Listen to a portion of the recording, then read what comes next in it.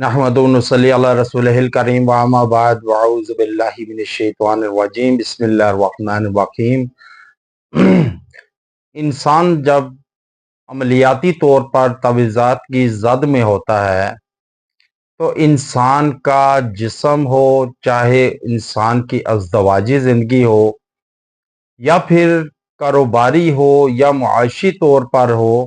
وہ متاثر ہوتی ہے۔ اب کرنے والے، رکاوٹ حائل کرنے والے اس قدر حسد کی آگ میں جلتے ہیں کہ وہ دوسروں کو بھی جلانے سے گریزاں نہیں ہوتے۔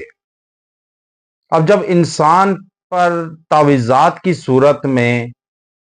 تعویذات کر دیے جائیں، انسان کے جسم کو جکڑ لیا جائے، یا تو جسم کے جکڑنے پر تعویذات کیے جاتے ہیں یا پھر کاروباری زندگی کو متاثر کرنے کے لیے انسان کے رزق کو، کاروبار کو، جاب کو باندھ دیا جاتا ہے، کہ جس سے بعض اوقات تو انسان نوکری سے ہاتھ دھو بیٹھتا ہے، یا پھر بعض اوقات انسان نفع سے نکل کر نقصان کی طرف مسافت طے کرنا شروع کر دیتا ہے، اور نقصان اس درجے ہوتا ہے کہ آہستہ آہستہ انسان فٹ پاتھ پہ آ جاتا ہے اور قرض دار ہو کر بن کر زندگی بسر کرتا ہے، چھپ چھپانا شروع کر دیتا ہے اپنے آپ کو کہ قرض ادا کیسے کیا جائے۔ تو یہ انسان میں رکاوٹیں حائل ہوتی ہیں، اور اگر آپ کے جسم پر یا آپ کی شادی پر یا ازدواجی زندگی پر یا پھر کاروباری زندگی پر یا پھر آپ کی جاب پر یا رشتوں کے آنے پر تعویذات کر دیے جاتے ہیں، تو یاد رکھیں قرآن کی ایک صورت ہے کہ جس میں یہ کھلم کھلا بتایا گیا ہے، یہ عقل مند والوں کے لیے نشانیاں ہیں کہ کیسے تعویذات دم کرنے والی، جھاڑ پھونک والی یہ کر دیتی ہیں، اور جس کی وجہ سے انسان کی زندگی متاثر ہوتی ہے، اور انسان عروج سے سفر بجائے پستی کی طرف گامزن ہو جاتا ہے۔ انسان کے رشتے نہیں ہوتے، انسان کا جسم لاغر پن، بیماریوں کا آنا اور انسان کا بستر پہ لگ جانا اس بات کا ثبوت ہے کہ انسان پر عملیاتی طور پر اٹیک ہو چکا ہے۔ اور یہ نشانیاں یہ ہیں کہ آپ کا جسم جکڑا جاتا ہے، آپ کا جسم ایسے ہوتا ہے جیسے بخار میں جسم ٹوٹتا ہے، لاغر پن ہوتا ہے، معدہ جکڑا ہوتا ہے، انسان کے کاندھوں پر بوجھ ہوتا ہے، سر باری باری اور چڑچڑا پن ہوتا ہے، بات بات پہ لڑائی جھگڑوں کی طرف چلا جاتا ہے، کھینچا جاتا ہے۔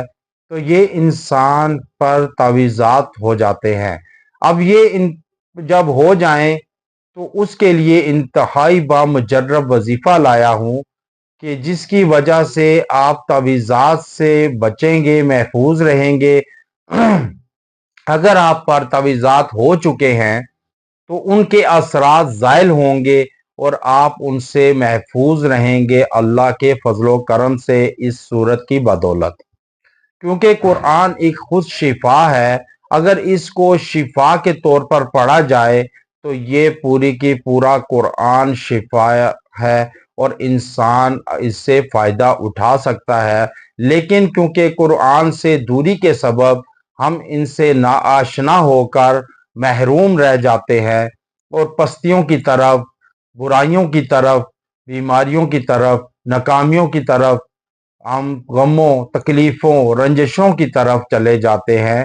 جس سے آپ بچ سکتے ہیں اگر قرآن سے رشتہ مضبوط کریں، اللہ سے ناطہ مضبوط کریں، نماز کو قائم کریں، دین کو سیکھیں اور آپ قرآن پڑھیں۔ انشاءاللہ اللہ کے فضل و کرم سے آپ کو چھٹکارا ملے گا۔ اب وہ وظیفہ کیا ہے کہ جس کی وجہ سے آپ تعویذات جو آپ پر حد درجے ہو چکے ہوں، کالے عمل کے ذریعے یا قبر میں دفنائے گئے ہوں، یا تعویذ لٹکایا گیا ہو یا پانی میں بہایا گیا ہو، آپ اس میں یا دفنایا گیا ہو، جلایا گیا ہو، اس سے آپ اس کے اثرات کو زائل کر سکتے ہیں، اس سے محفوظ رہ سکتے ہیں، اور اللہ کے فضل و کرم سے آپ کو چھٹکارا بھی ملے گا دشمن سے۔ اب وہ کیا ہے کہ وظیفہ کہ آپ نے اول و آخر درود ابراہیمی ایک ایک مرتبہ پڑھ لینا ہے، اور پڑھ کر آپ نے سورہ فلق کو آپ نے 41 مرتبہ پڑھنا ہے، اول و آخر درود ابراہیمی کے ساتھ پڑھ کر آپ کہو کہ میں صبح کے مالک کی پناہ مانگتا ہوں ہر چیز کی برائی سے جو اس نے پیدا کی، اور جب شب تاریک کی برائی سے جب اس کا اندھیرا چھا جائے، اور گنڈوں پر پڑھ پڑھ کر پھونکنے والیوں کی برائی سے، اور حسد کرنے والوں کی برائی سے جب حسد کرنے لگیں، تو یاد رکھیں یہ ترجمہ ہے، اور آپ اس سے بچ سکتے ہیں۔ 41 مرتبہ پڑھیں سورہ فلق کو اول و آخر درود ابراہیمی کے ساتھ، اور پانی پر دم کریں، خود پر دم کریں، اور وہ پانی خود پر چھینٹے بھی لیں، وہ پانی پئیں۔ یہ آپ 21 دن عمل کریں، انشاءاللہ آپ دیکھیں گے کیسے اس تعویذ گنڈوں سے آپ کو چھٹکارا ملتا ہے، اور آپ خوشگوار زندگی بسر کرنے لگتے ہیں۔ یہ صدقہ کہ نیت سے شیئر بھی کریں، ہو سکتا ہے کوئی آپ کی وجہ سے تکلیف بیماری سے نکلے، تو اللہ آپ کو بھی نکالے گا تکلیف سے۔ بہترین صدقہ جاریہ ہے۔ وآخر دعوانا ان الحمد للہ رب العالمین۔